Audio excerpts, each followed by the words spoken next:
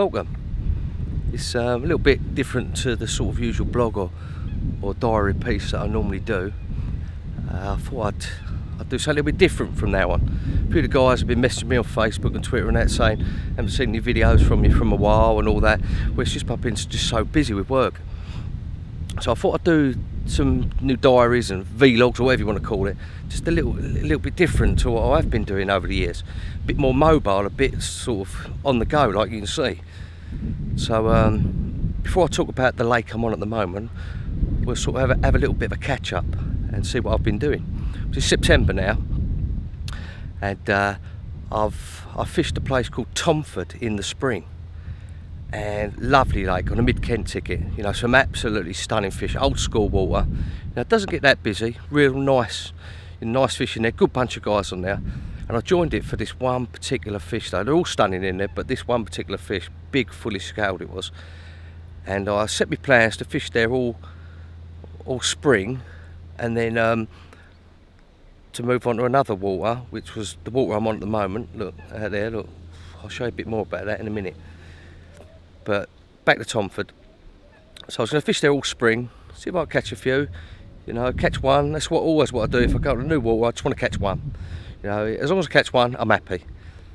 So I started off in about late April, early May, I suppose. And I was lucky enough to catch a real stunning 34-pound, great big long, I think it might have even been called a long common, from Tomford. So everything was going to plan, a couple more trips, and didn't really get on the fish at all. But then on my sort of fourth trip, I think it was, third or fourth trip, I was very, very lucky enough to catch that scaly, fully scaled, big, fully scaled, you know, absolute pristine fish, beautiful fish. You know, if you ever get a chance to fish it, go and have a go. It's down in deepest, darkest Kent. But I was really lucky enough, and hopefully I'll be able to put a little bit of video into this so you can see, because I took a little bit of video of that fish and see how, you know, how stunning that fish is. So really, once I'd caught that, I sort of lost a little bit of enthusiasm, because, you know, I'd put my mind into catching that one, and I was very fortunate enough to catch it on me as my second fish. So then it was a bit like, where should I go? You know, where should I, you know, where should I go to after that? So I sort of managed to get a ticket for a lovely water up in Peterborough.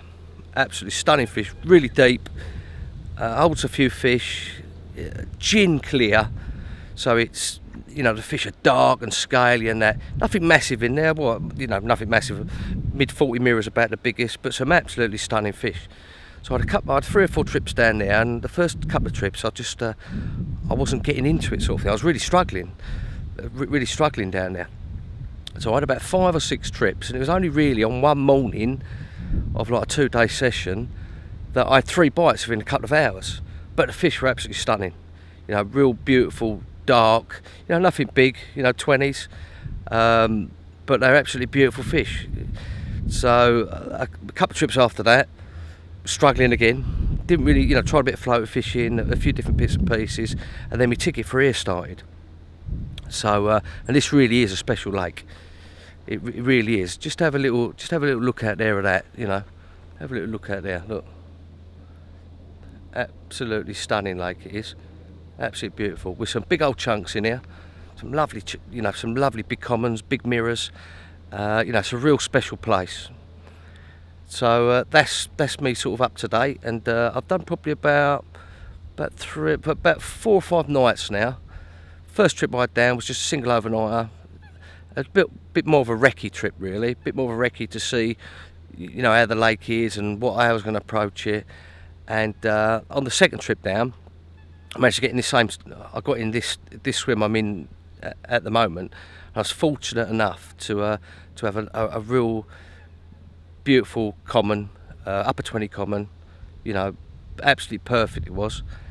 And the next morning during the day, I had a 22 linear. Again, stunning fish. Every fish in here is absolutely stunning. You know, they're hard to come by in here, but every fish is absolute pearler. You know, the big ones, the small. Don't look like I've ever been caught any of them. They're really looked after.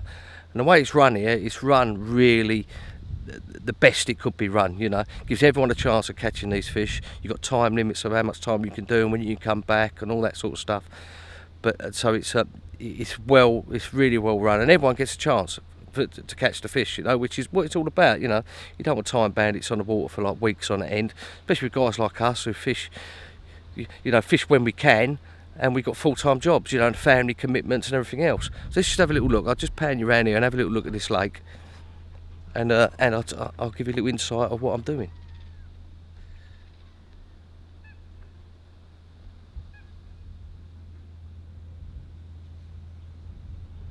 Now, if you can see there, I'll just put it down there. I'll just put it down to the rods there. Now, I've got the rods up really high. There's quite a little bit of weed. There's quite a bit of weed out here across the rods. So I've got the rods high, tightish lines, but slack this side of the weed. But it's I'm just trying to fish little spots in amongst the weed. I was pinging around, found a couple of nice little spots, and I've introduced probably about half a kilo over all 3 rods. I tend not to use much. Oh, that was a bleep, look. Little bleep on the right hand rod. Maybe something might occur.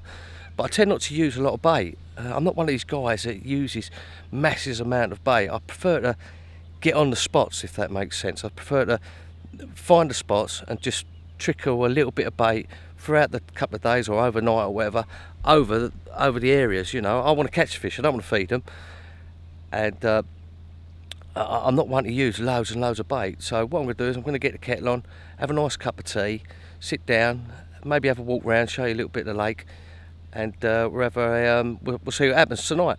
Hopefully I might have one to show you. You never know. You know, it's I'm feeling confident. I've seen a couple of fish zooming in and out the area, so one might get the red stand before I have to go tomorrow. So I'll speak to you soon.